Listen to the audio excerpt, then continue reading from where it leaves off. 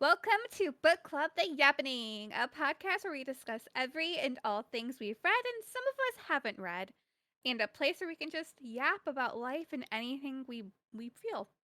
Uh, this is our third episode, and I will say we're still working out the tech. We are becoming tech queens and kings here. We're learning. Also, we will have a Discord in the description, so come over, join the community, come hang out, have fun, put some recce's in. Eventually, we're going to start working this like a book club, so towards the end of this episode, we'll discuss what we're going to be reading next, so that you can read along with us, and we can have kind of a discussion together in our Discord. And, yeah, today's sesh, King Nick is taking the floor!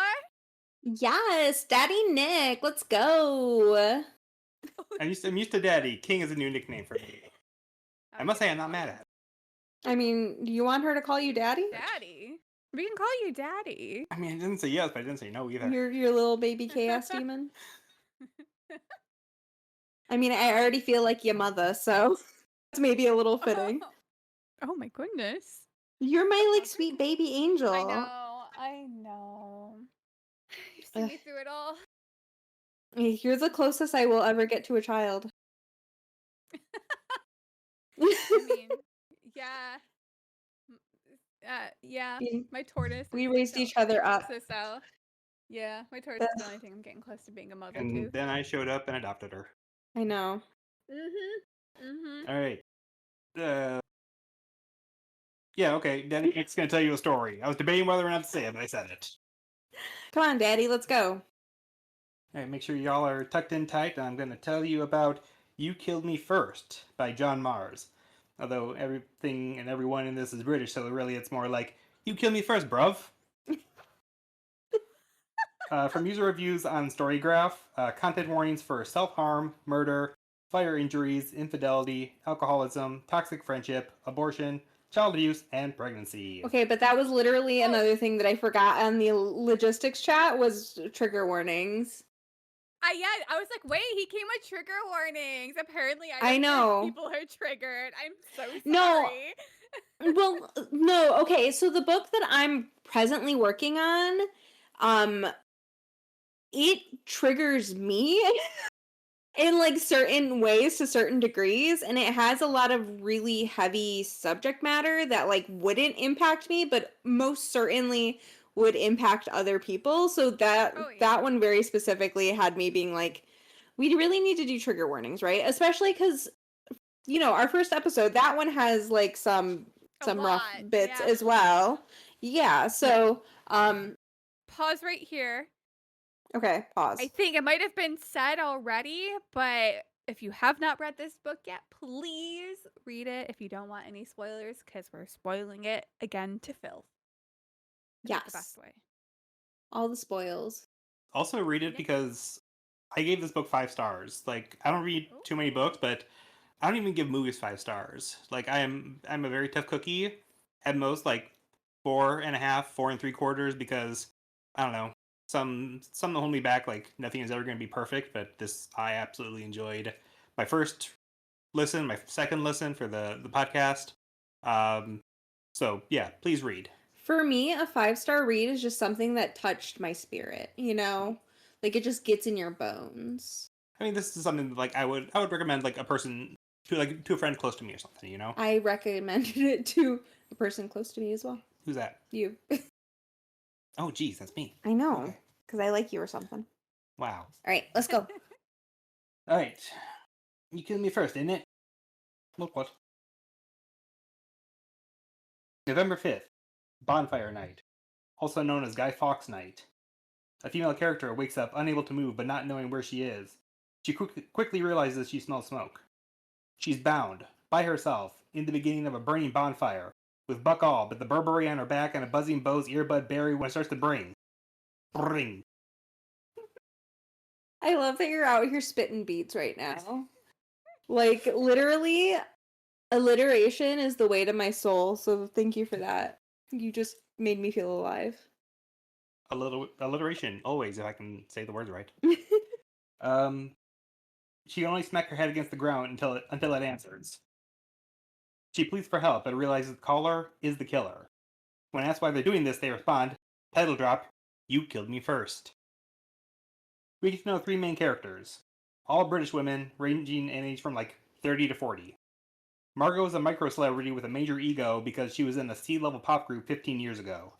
She doesn't work regularly because the reality shows she binges that want her to join next season aren't good enough for her presence. Liv is a newcomer, just moving into the neighborhood at the start of the book with her husband Brandon and twin children. She's opening a workout studio while her husband is the stay-at-homer.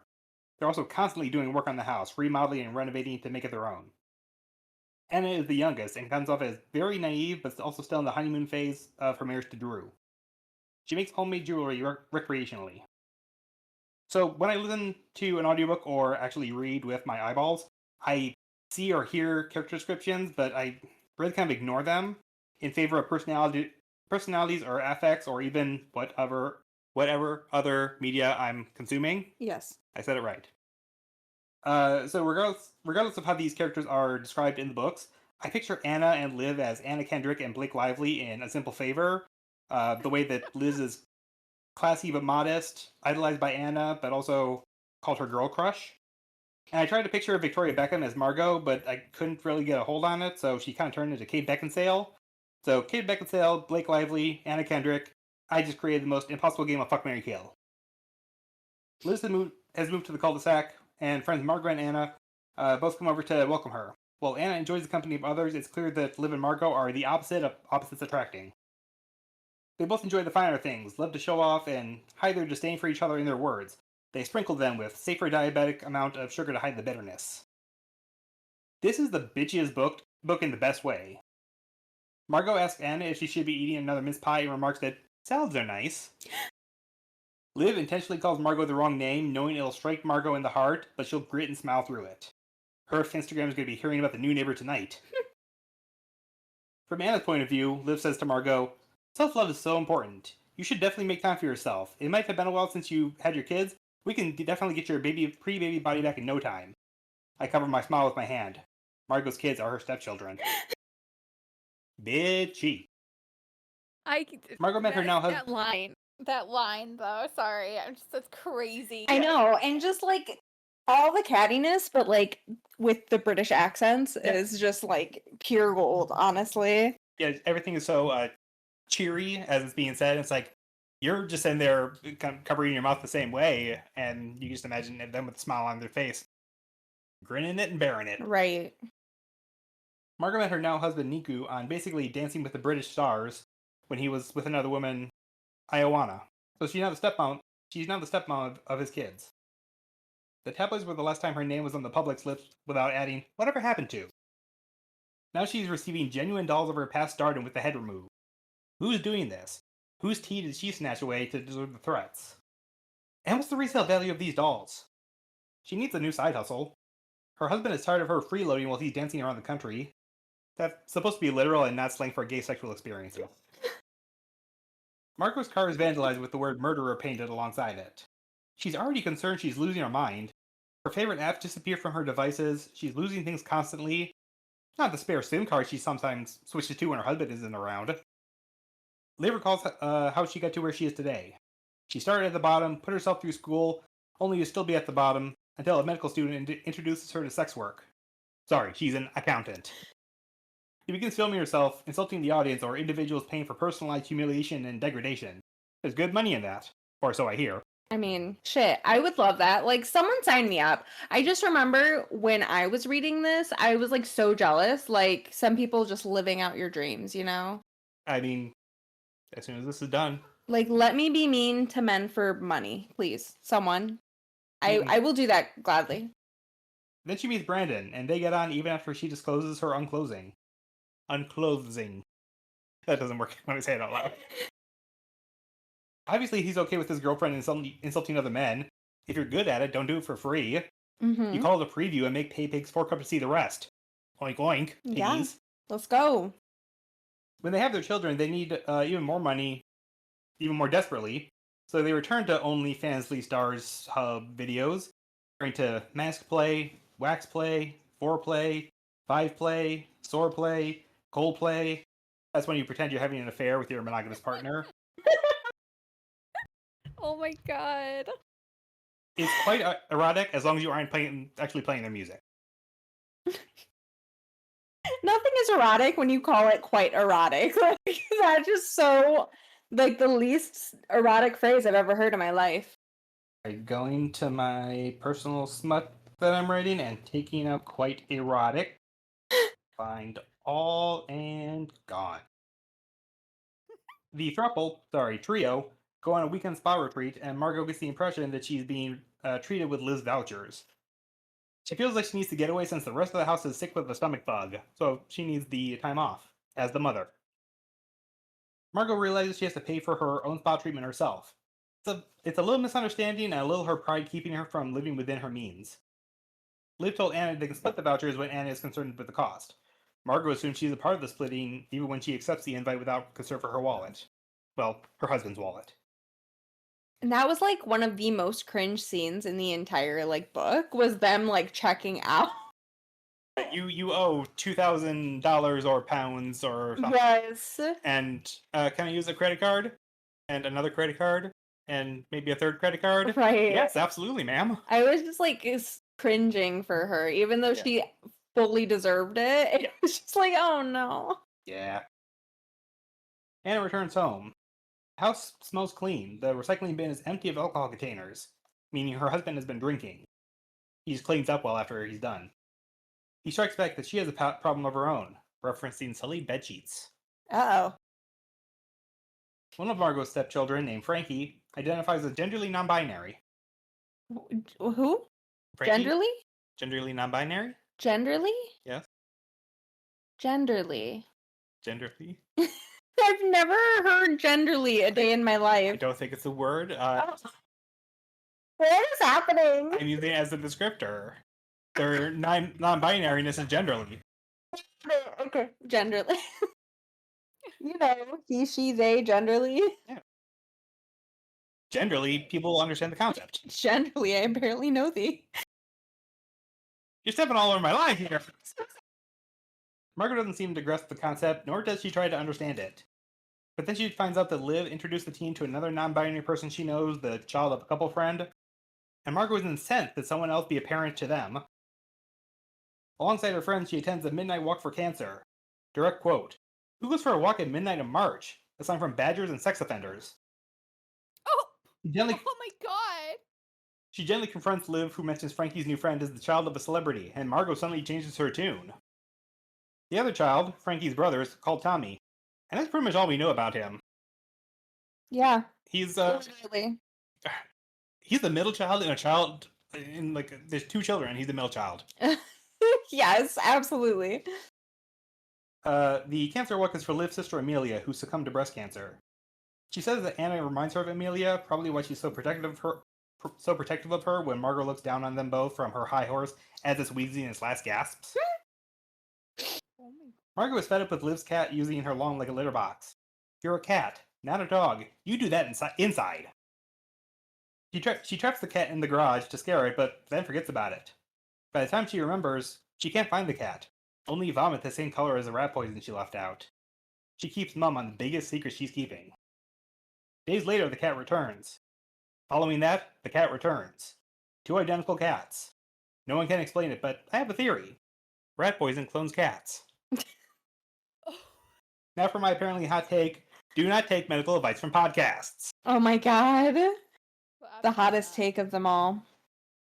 Margot buys used clothing from eBay, finding a loophole in her husband's purse tightening regarding buying new things. Liv brings over her maternity wear, as Margot is the winning bidder.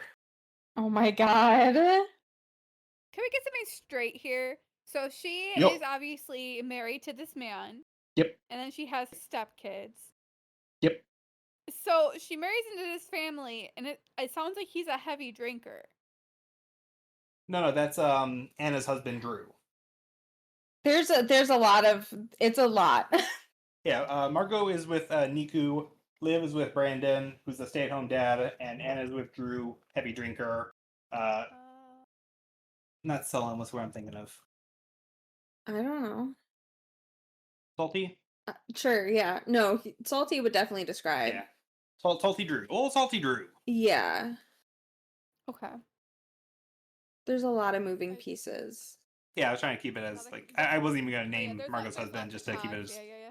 Yeah. That's We fine. need to, That's like... fair. That's fair. I was just like, I would run so fast. I don't want to do a stepkids or have to deal with a drunkard of a husband. Generally speaking, though, Margot does genuinely care for her stepchildren. Like, she's a little, like, daft in that she is pretty vapid and self-absorbed, but she does genuinely care about her stepkids. Like, that's very apparent, at least it was to me, that, like, she's maybe not the best human in the world, but she, like, cares about those kids. I think because of the circumstances that she entered, of when she entered in... Oh, that is so true. That is so true. She's always felt like an outsider. Yes. And there will be a turning point where she feels more connected. Yeah. And I really had to go and throw Tommy's name out there, even though he's not. He's barely a character. Literally. So yeah, it brings over her maternity wear because Margot won them in the bid. Margot also finds out the band. Did they talk about the band? You said that she was like a C-level pop group. Yeah. Margot finds out the band is reuniting without her, as she apparently turned down the offer. She doesn't remember. It was 1 o'clock after all. She doesn't seem to mind, until Anna enters Margot's home to retrieve her keys and hears Margot pleading to be included. Another cringy moment. Yeah, Margot has all the cringy moments, honestly. Margot... we're getting to the cringe here. Margot seems to have turned a new leaf when she throws a big celebration for Frankie, making a big deal of their non-binarity. I wasn't going to touch that one. Okay. That was clearly not a word. It is now. Put it in the Yaptionary. The Yaptionary? Oh, God. You should make a Yaptionary, but wait, I love that. Ooh, know your Yap. Know your Yap, yeah. You're like concept. Yaptionary.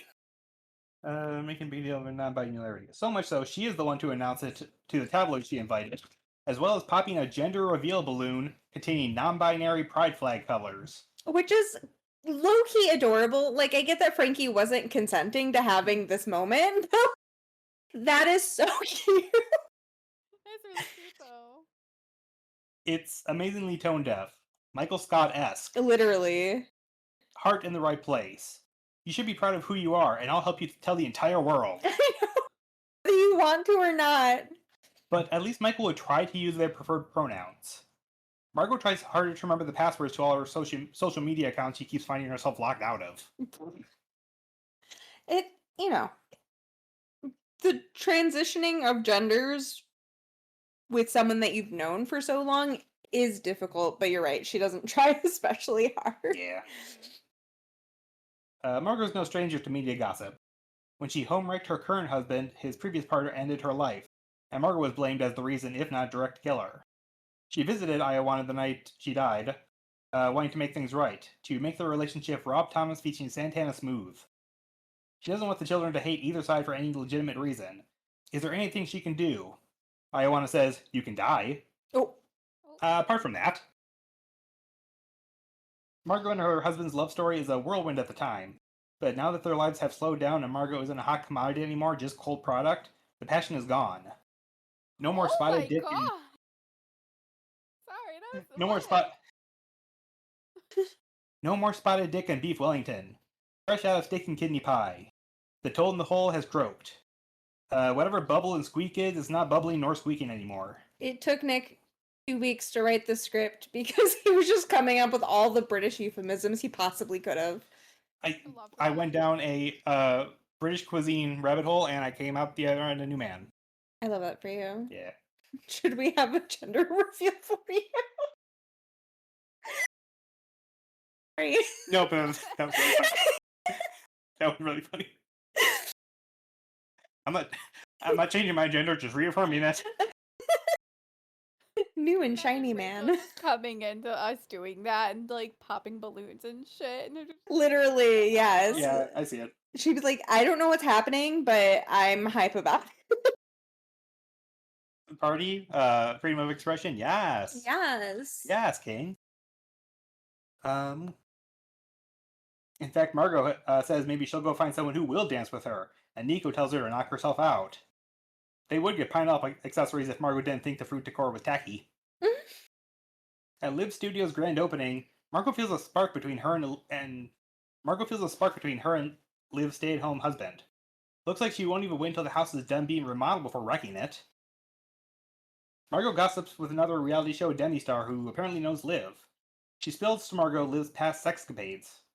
She's desperate for any dirt on Liv, who she is convinced is behind her car's vandalism, the threatening doll heads, and determined to turn Frankie against her. It doesn't help that Liv has the same padded envelopes those threats arrive in, with Margot's name printed on them. It wasn't like Margot had bought anything from Liv, or anything like that.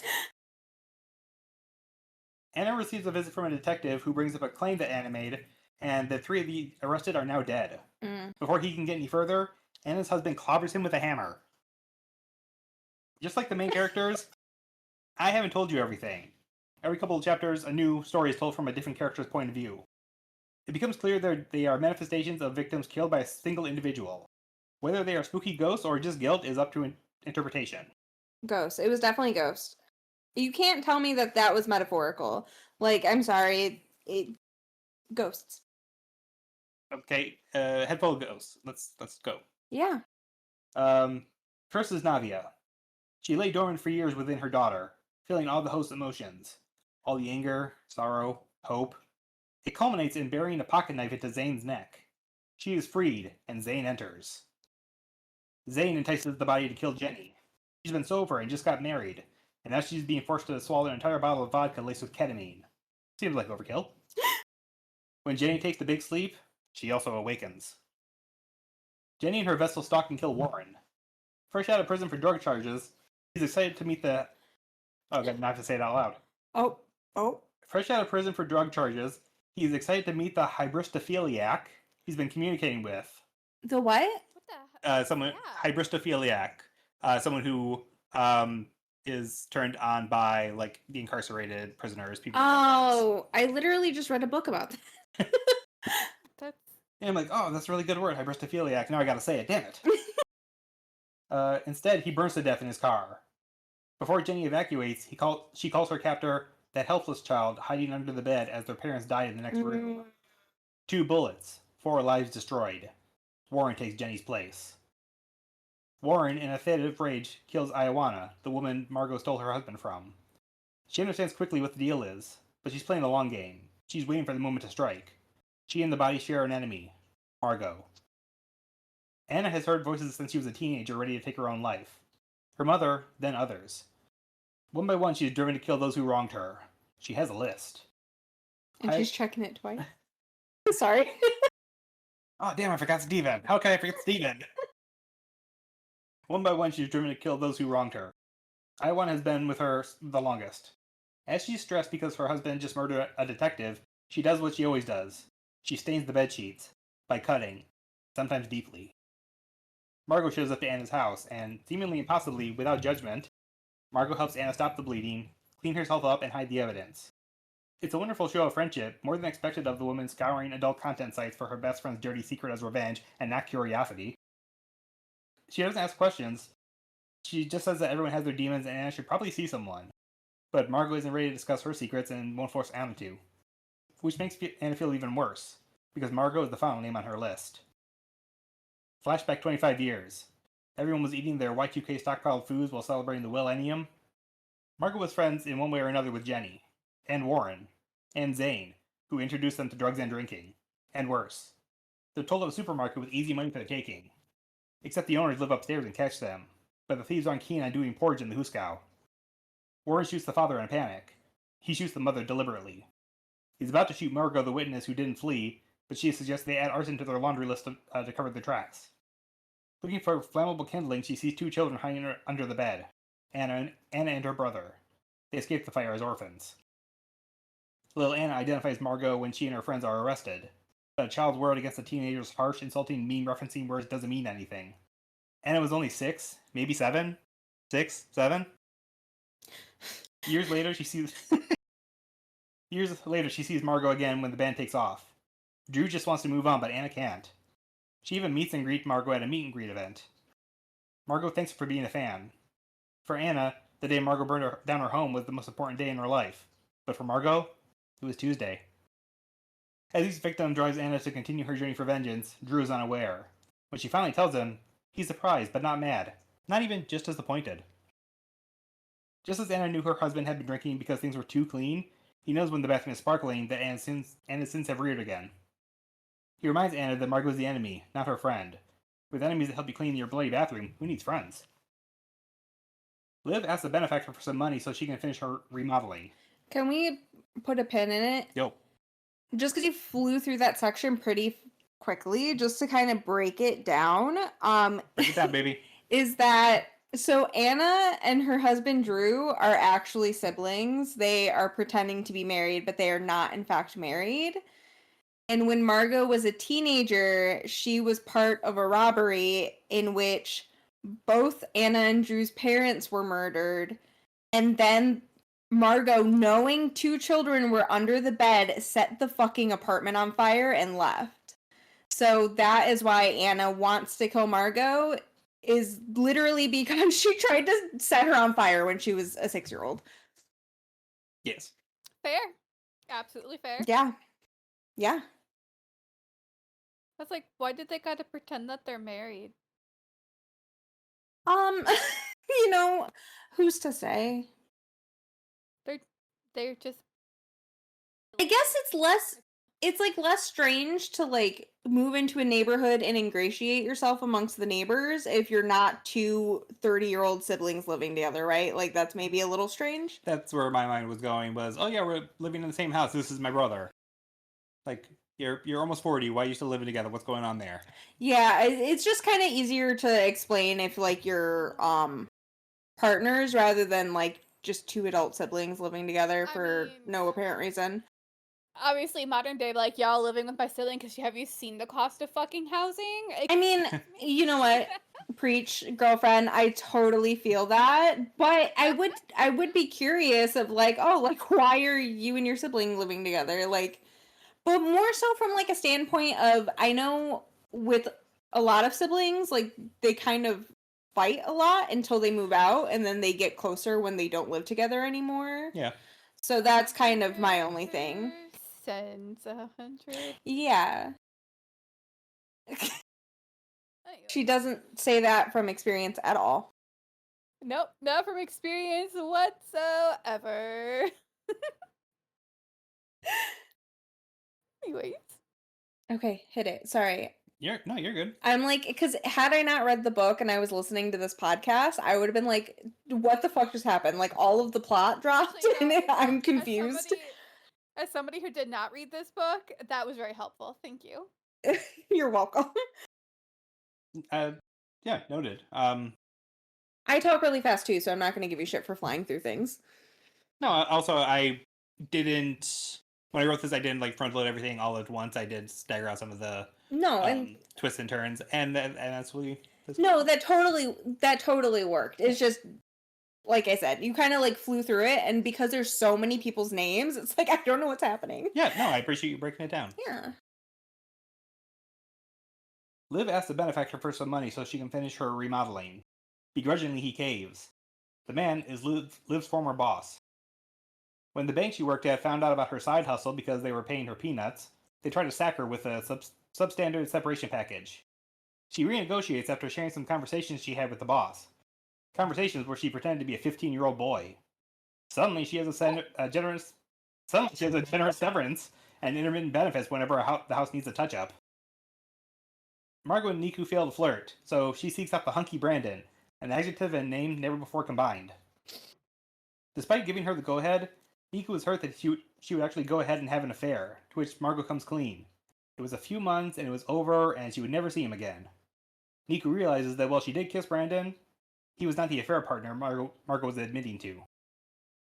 Margot sees Liv on a jog and, allegedly, meaning to give her a nudge with her silent electric vehicle, nudges her right into a coma. You know, as you do, you nudge people you don't like with your vehicle just for funsies. Just a tap. Yeah. A little love tap. With your body. Friends tap friends. That's so true. Acting ignorant, she eagerly jumps to help take care of Liv's children, even after she recovers and awakens. Liv remembers nothing but is touched that she has such wonderful friends. Margot nicks Liv's phone to make sure there's no footage of her little joke. It's just a wee prank, isn't it? But all she finds is homemade pornography. Margot files it away to her schlick stash and remembers the account name so I can look it up when I get home. Margot taking charge of Liv and Brandon's kids make her see how her relationship with her stepkids should have gone. Their birth mother was dead, and stepmother was under fire from the tabloid troops. Now Margot does the bare minimum, and these kids are grateful for her. She makes a promise to be better, and even starts using gender-neutral pronouns in regards to Frankie. Drew reveals they have doorbell footage the day of the accident, of Liv jogging, Margot's car heading the same direction, returning quickly, and someone inspecting and cleaning the bumper. Anna's in disbelief, but why would her own brother lie to her? Before Sweet Home Sherwood Forest starts playing, let me explain. Drew is not her husband, but the brother that survived the fire with her. Oh, sorry. You're good. I dropped a spoiler to the spoiler. While Anna became possessed by the spirits of people close to her, Drew moved on by drinking them. Maybe just me, but I'll take possession, thank you very much. If it is actually possession, for most of the book I thought it was just Anna's guilt manifesting as the soul of her mother or her most recent victim, but it is claimed that they only know what Anna knows, so who knows? Well, Anna. Drew and Anna both have a house key to Margot's. Anna has one so she can steal or remove her things and try to drive her mad, like friends do. Why does Drew? It doesn't matter. He's over it and has taken action. Margot wakes up in the middle of the bonfire at the beginning of the book. Anna finds her, but not after she's been singed and inhaled smoke. Anna deals with Drew, and now has him inside of her head. Once Margot is healed, the real healing can begin. Okay, so Break it down. Drew kidnapped... So Drew and Margot were having an affair, okay? Drew was the affair partner in which Margot just admitted to her husband that, anywho. So he kidnaps Margot and he ties her up and he sticks her in the bonfire. And Anna... I don't necessarily remember why or how Anna very specifically knew that Margot was in the bonfire, but she put it together and she was able to, stop the bonfire before it fully engulfed Margot. And then, obviously, Anna kills her brother. Liv sees Drew hanging about. Anna runs up and is like, oh, yeah, I've been trying to get a hold of Margot. Oh, I just saw your brother. Oh, no, that's impossible. He's at work. Really? I just saw him over there. Oh, okay. And so Anna chases him down while Drew's on the phone and is able to talk to Margot, who's like, I don't know, there's wood and there's fire. I think it's a bonfire. Yeah. It do be like that. Okay, so why did she kill Drew? Because she tried to kill She tried to kill Margot, but then also I did kind of leave it out just for We're getting to it? simplicity. Or no? Okay, go on. No, Drew re-entered their house and was about to go upstairs with a hammer, but stopped for a beer because he's an alcoholic. Yeah. And Anna takes a pipe to his kneecaps. Okay. And he's like, whoa, what the hell you do that for? Were you going upstairs with a hammer? Answer my question first. Okay, so yeah, he was going to kill Anna. Yes. And so Anna killed him in self-defense. Wink, wink. Yeah, it'd be like that. But yeah, no, you literally, it's just so fast. So Anna takes care of Drew. Moving on. But yeah, the siblings tried to murder each other. And only one succeeded as There could be only one. As that happens. Okay, so is it because Drew Literally. is having an affair with Margot, so that's why he wants to stop Anne from killing Margot, or? Yeah, I'm jumping ahead a bit, but Drew was having an affair with Margot and actually fell in love with her. When he confesses that to her, Margot's like, okay, we can't do this anymore because I love my husband. How old despite is Margot? I 40s maybe? late 30s. I'm like, Margot killed their parents and tried to kill them, and he grows up. Margot actually didn't kill the other parent, and I think that's still coming. Just a part of the robbery. She didn't actually do a murder, but In my opinion, what's worse is she saw 2 children hiding under the fucking bed and set the apartment on fire anyways. Like, and not even just set the apartment on fire, I mean, set the fire in the doorway that the kids would have to get through to survive the fire. Like, that's even more heinous than, like, fucking shooting their parents. But, you know. Yeah, so Drew's anger doesn't come from killing the parents or anything, it comes from being rejected. And I think... Like a man. I think Anna very specifically saw everything more so than Drew. Is that... Or... Like the night of the fire? Yeah. Mm. I feel like she, like with the parents, I feel like she witnessed things more so than her brother did. Or her brother... I know he was like in a really bad shape when they got him out, because I think Anna jumped out from under the bed and ran to get help. But her brother stayed. I don't know. I don't remember. I just know that he was more messed up than she was physically. He had to carry her out at one point. Oh, okay. And collapsed from smoke inhalation. Okay, I got that backwards then. Yeah, so I think there was a little bit of... I don't fully remember because I passed out at the time and you didn't. But, like, it's not me disbelieving you or anything. It's I truly don't remember. And I think that he had a little bit of a, like, let's just move on type of sort of thing. Like, let's just heal and move on. But, yeah, and like I said, his healing involved alcohol, and I probably cut out a lot of it. He did turn to a lot of drugs. Yeah, no, I mean... So the intervening time, amphetamines, cocaine, all that stuff, is going to mess with, like, your perception of, like, your childhood and stuff. Yeah, that's so true. But yeah, essentially, he decided he was going to kill Margot when he said, I love you, and she said, no thanks. I just want to be friends. Yeah, I just wanted to be dick friends, I'm sorry. My dick wants to be friends with your dick. That's how that works. Once Margot is healed, the real healing can begin. Anna was behind all the bad things that have happened to Margot. The headless dolls, the threats, the missing items. The last show Margot's band did came under fire from dozens of pee bottles, presumably from Amazon workers. That was Anna's idea. She got a job for a tabloid rag that printed lies about Margot. She saved Liv's cat's life, but waited until Margot got a replacement cat to return the OG. She had someone hack the socials and email so Anna could spy on her, as well as turn down the band's reunion. She had a key so she could drive her man in meat space. She even became Iwanda's manager after Margot stole her man. She was at Iwanda's the day Margot wanted to patch things up. Together, Anna and Iwanda planned to stalk the shit out of Margot. But Iwanda had enough. She wanted to leave her and the rest of the family alone, just move on like Drew was doing. That's when Anna, and Warren, I guess, also, literally pushed her over the edge. Margot doesn't ask any more questions. Drew now haunts Anna. Also, Drew's the one that set up the robbery attempt in the first place. He got in deep with bad people and needed to pay off debt, so the store was supposed to have gotten robbed. It clearly didn't go well.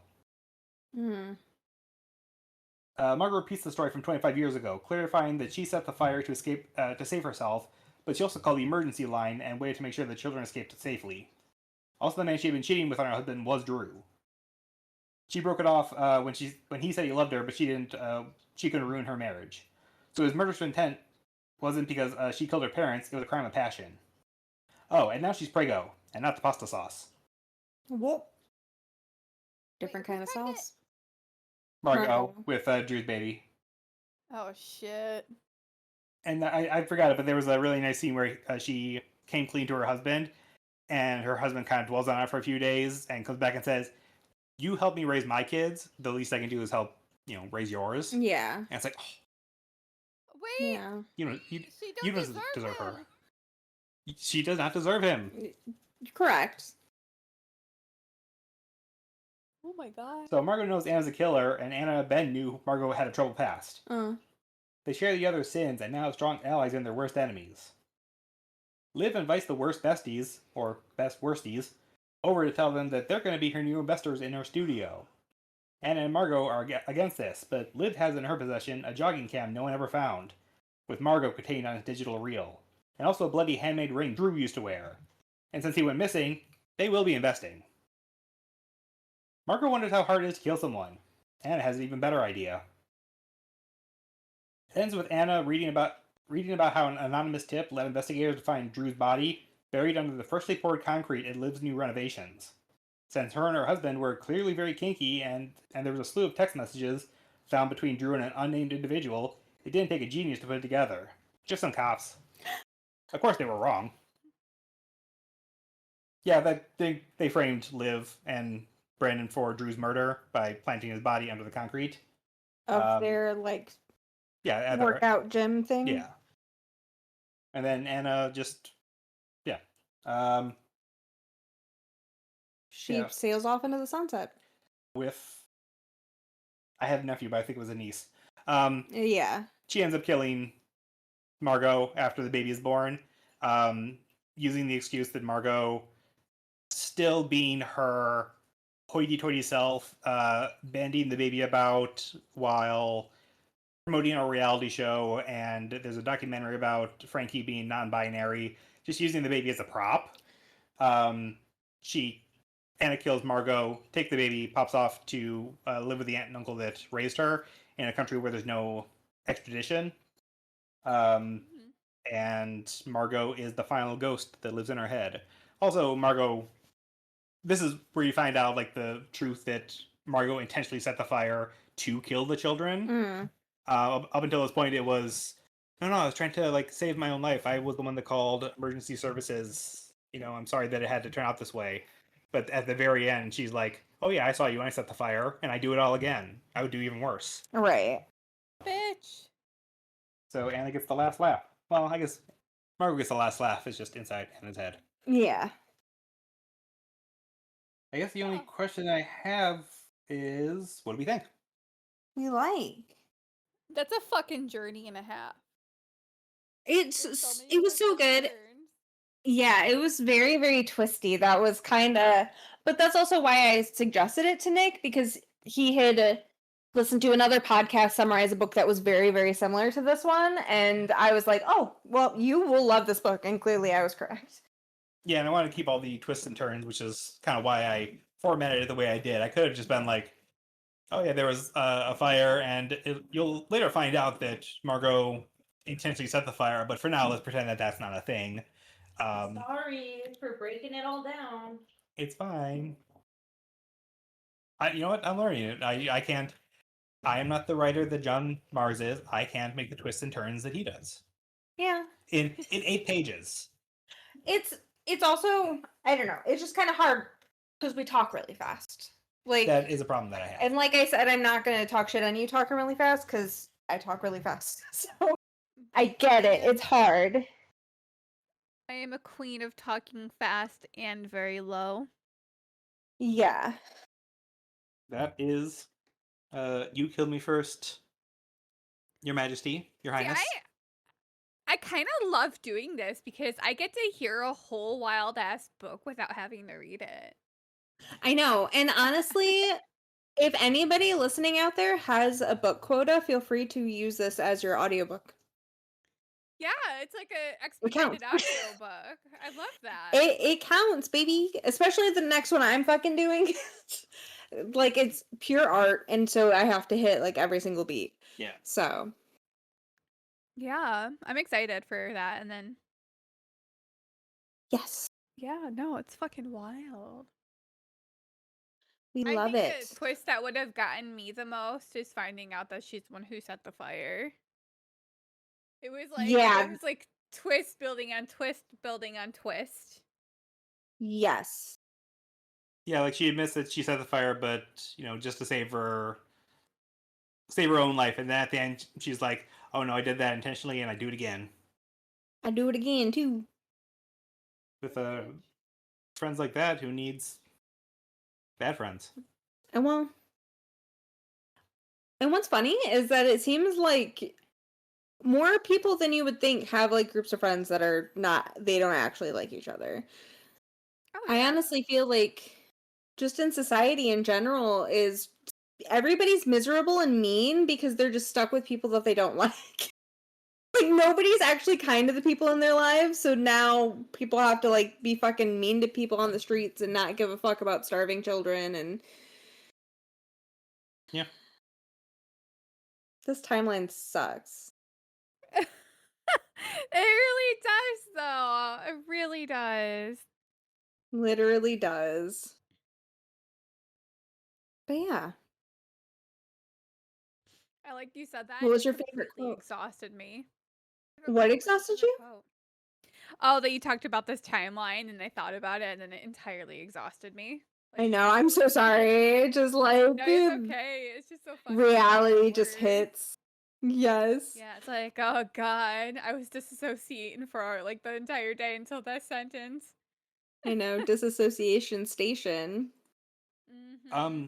I think the one about where you can get your pre-baby body back in no time, and it turns out that she's the That stepmother, just because that encapsulates like the cattiness between them. Mm-hmm. I And love that there's a lot so of humor in much. this book.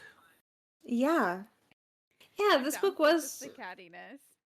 yes. It was definitely funny. I read one of his other books and it didn't have the same like lighthearted humor. Which was sad. So it didn't hit Aw. quite as much. But Yeah. I know I have other some of his other books on my TBR, so I'm pretty excited. Yeah.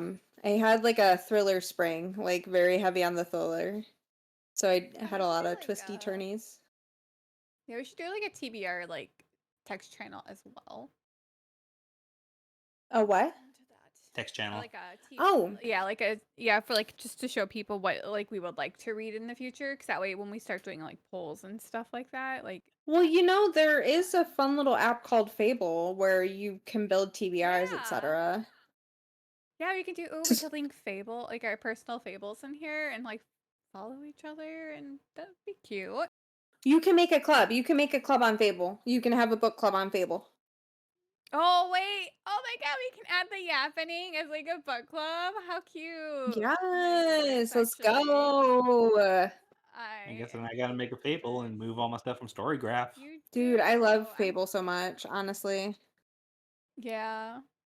No, I think I'll probably just use my author one and go from Ye- there. With that, then Yeah. the yappening. I'm on book 69, nice, of 75. My goal is But you 75 for have the to stop year reading. and No, no, I have you to have to stop stop at reading? 69. Yeah, Well, 69, shit. girl. There's no way It's not she's not happening. gonna read a book the rest of the year. That's crazy. That would be insane. Although I could just like go back and just reread all my favorite books. Yeah, still, Fair, you can do like that. thought about you a week, maybe 2. Oh my god. You Hey, so but since you silly. stopped reading, you just have to stare up at this thing, and be like, "What am I doing with my life?" That's true, honestly. Taking a look back on just sort of my year on Fable, the fewest books I read in a month was 3, and that was only in March and July. Everything else has like 5 or more books on it. God, what was I doing in Just September? like it's hard for me to read. I know, I know. I don't do anything though. I read. I read and I work and I vibe, and like that's just what I do. Like reading is my hobby. Yeah. I think my dad told me once. He's like, "I don't know how you find time to do everything." It's like his constant quote to me, and I'm like, "I don't know. You're I exhausted. That's how do. you I am. that's how I you do that. constantly exhausted." We were like joking because in this last year I've been sleeping so much. I've been doing the least I think this year, in my personal Mm, opinion. But I just been sleeping, so the joke is like I'm just catching up on 30 years of sleep. yeah. That's so true. So, And you deserve it, girl. girl, so tired all the Yeah. time. Um, I think what so next episode's going to be when women were dragons. Right? Yes. Yeah. Here, hold on. I will get the full name.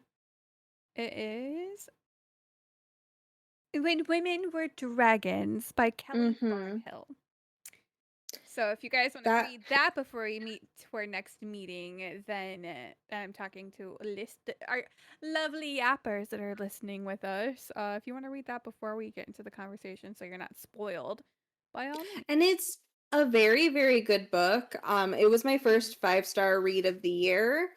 Um if you're going through grief, I would maybe wait on that Hold one on. unless you're like diving into the like I'm facing it and healing from it moment, then absolutely, because that book definitely helped me process some things, but also has one of the most heart-shattering like paragraphs in any fucking book I've ever read. And I was just Yeah. weeping on my lunch break. I But yeah. felt this book. I felt that it resonated with the very hurt me inside. So Yeah. good book. It's beautiful from like just a woman's standpoint because there's just so much that really resonates with just being a woman. But then also it's such like heavy themes of like grief and stuff like that and like processing. Yeah. All right. Any Yeah. more comments on this book? Or are we good to close to rejoin No. again next week? Yeah, did you have anything else for us, Nick, that you wanted to wrap up here? Hybristophiliac. Well, there we go. That you have it from There we go. Book Daddy. Yeah, our first word in our Yaptionary. Yes, there you go. Love that. We There we love go. that. I guess the first word would be non-binarity because that's what Oh, I made that up. one really. I had a stroke Yes, when you that. fucking said that. Genderly. I had a stroke. Generally took me out. I'm like, what is this Genderly. man saying to me right now? And then it was like, am I the one that's just been saying like that completely wrong my whole life? Like, do you put a little like zazz on the end of gender when you're non-binary? Which like you should. I totally approve. But like, It sounds so fancy. I love it. I know. I was like, this is so strange. Oh Genderly zazzy. my god. Ugh, all right, Wheel. I think that's my drag name. Oh my god. Yes.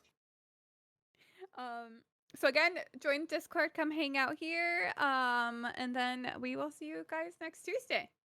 Yes. Come join This us. session to a close.